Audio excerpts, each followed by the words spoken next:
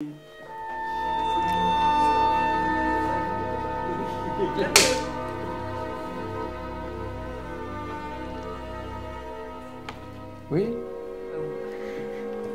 Tu veux parler des différents niveaux? Non, on a un peu parlé des différents niveaux de lecture. Ah, les différents niveaux de lecture.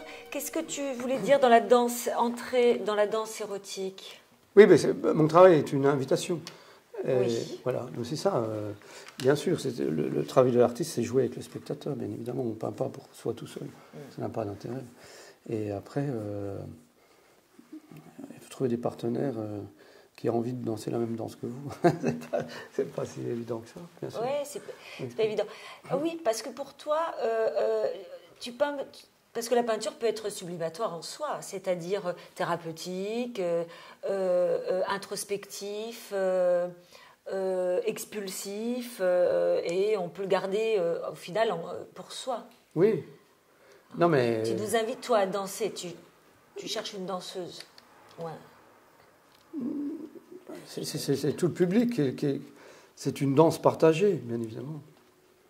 Je ne cherche pas une danseuse. Je me rappelle toujours être allé voir une expo de Klein avec ses monochromes. Et quand tu es devant ses œuvres, ton cerveau change de vibration. Et c'est un peu ça que j'essaie de faire, que le corps change de vibration, change d'énergie, puisque finalement, les énergies sont complètement... Les gens ont perdu complètement cette énergie cosmique dont on en parlait tout à l'heure. Donc c'est peut-être une réinvitation à entrer, oui, dans la danse cosmique, dans quelque chose d'autre, dans d'autres cultures, parce que nous sommes une somme de, bien sûr, tout ce qui nous a précédés, et tellement de cultures qui disparaissent aujourd'hui, et donc j'ai un peu cette volonté de dire, tiens, ben à ce moment-là, il y avait les Mayas, et les Mayas ils communiquaient avec les dieux en faisant des autosacrifices. On ne sacrifie plus rien pour le monde. Nous sommes d'un égoïsme féroce. Et nous sommes vaccinés face à la vie. On n'entre plus dans la vie quelque part. Antonin Artaud disait une très belle phrase, vous êtes sortis de la vie, et je pense que mon travail réinvite à rentrer dans la vie. Et ben, du coup, ça me fait rebondir sur le tableau que je me suis offert pour mon Noël de l'année dernière, donc une de tes œuvres que je suis très heureuse d'avoir à la maison. Et il y a... pareil, hein, toutes ces différentes lectures, dont la première lecture qui m'a invitée, c'est Pachamama.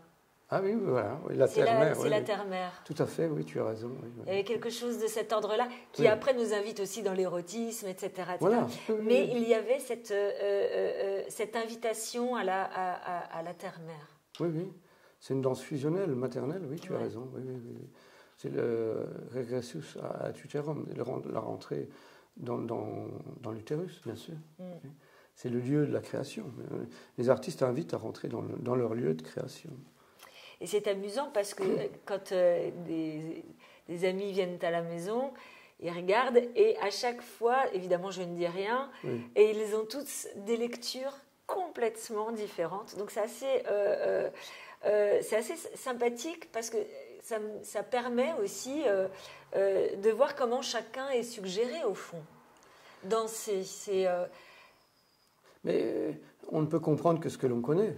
Et c'est là où le bas blesse, comme on dirait, c'est que les gens ne comprennent pas mon travail parce qu'ils ne connaissent pas ce dont je parle. Forcément. Mais on a nos grilles de lecture, on a nos éducations artistiques, on a tout ça, et donc on fait avec ce qu'on a. On ne peut pas aller dans l'inconnu. C'est très difficile d'aller dans l'inconnu. Si tu lis les Upanishads, tu ne comprends rien du tout.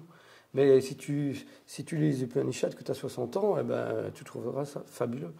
Donc c'est aussi tout un niveau de conscience. Et l'art est quelque part là pour éveiller le niveau de conscience.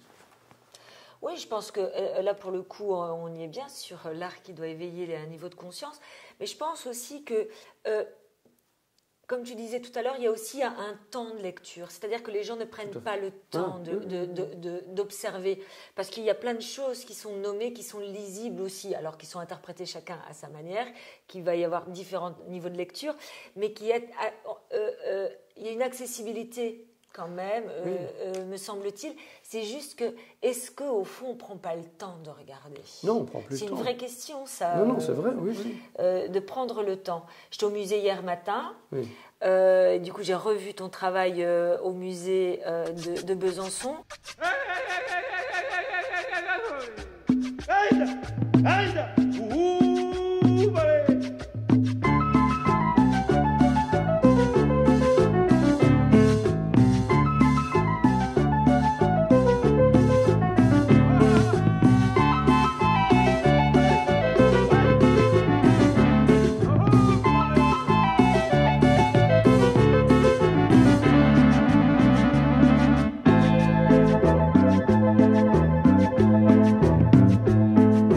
Esto que yo aquí le cuento ocurrió una noche allá por mi pueblo, Villa Covadonga. Villa Covadonga. La luna se iba asomando por el horizonte, vigilando el valle. On voit, redonda, redonda. les gens ne s'arrêtent pas, ou très peu. Oui, ils ne s'arrêtent pas du tout. Ou très peu, mais pas forcément devant ton travail. Oui, bien sûr. Devant, et j'étais surprise de voir comme les gens vont visiter un musée comme un... alors pas tous évidemment, hein, je ne veux pas vulgariser, mais ça dit quelque chose d'une société aussi, ça dit quelque chose de prendre ce temps d'être touché, bouleversé. On consomme. Bien sûr, on consomme. Oui. On consomme. Oui. Mais il faudrait lire Krishnamurti, par exemple, de l'attention. Le seul moment où on est présent, c'est quand on a l'attention. Et c'est la même chose pour connaître Dieu, entre guillemets, ou les forces cosmiques, oui. Il faut faire attention aux choses. Et les gens ne font plus attention parce qu'ils sont, comme tu dis, dans la linéarité. Mais moi, je suis dans la multiplicité des temps. C'est très, très difficile pour y accéder. Il faut avoir vécu ça à un moment donné. Il faut être tombé sur la tête et s'être relevé et puis dire, tiens, il y a ça qui existe, il y a ça qui existe. Ça n'existe plus. Pourquoi ça n'existe plus? Pourquoi a-t-on détruit tout le monde? Pourquoi a-t-on détruit autant de cultures? Est-ce que notre culture vaut mieux que les autres cultures? Il faut s'interroger, bien sûr. Voilà.